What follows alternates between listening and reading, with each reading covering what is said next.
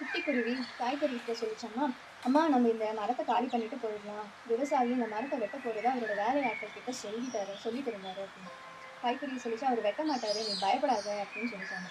ஒரு 4 நாள் கழிச்சு காய்கறி குட்டிக்கறி கிட்ட சொல்லிச்சாமா, சீக்கிரம் இடத்த காலி பண்ணு. விவசாயி அவரை நம்ப ஆரம்பிச்சிட்டாரு. அவரே அறுவடைக்கு தயாராயிட்டாரு. அதனால அவர் கண்டிப்பா இந்த மரத்தை வெட்டிடுவாரு. நம்ம வேற இடத்துக்கு போயிடலாம் அப்படின்னு சொல்லிச்சாமா. இந்த 4 பேர் நம்மள சுத்தி இருந்தாலும், நாம நம்புறது ஏதோ அந்த 4 பேர் மட்டும் தான். ஆனா நமக்கு கஷ்டம்னு வரும்போது, நம்மளோட தேவைன்னு வரும்போது, அந்த 4 பேர் நம்ம கூட இருக்க மாட்டாங்க. அது அவங்கள சொல்லி எந்த யூஸும் கிடையாது. இது நம்மளோட வாழ்க்கை, நம்மளோட கனவு, நம்மளோட பிரச்சனை. இத நாம தான் ஃபேஸ் பண்ணி ஆகணும். இதுக்காக நம்ம மத்தவங்கள வந்து ப்ளேம் பண்ணிட்டு, அவங்க யாரும் நம்ம கூட இல்லன்னு மத்தவங்கள வெறுத்து ஒதுக்காம, நம்புங்க. நான் அந்த 4 பேத்த கிடையாது. உங்கள நம்புங்க. தன் கையே தனக்கு உதவி. அத என்னைக்குமே மறந்துறாதீங்க.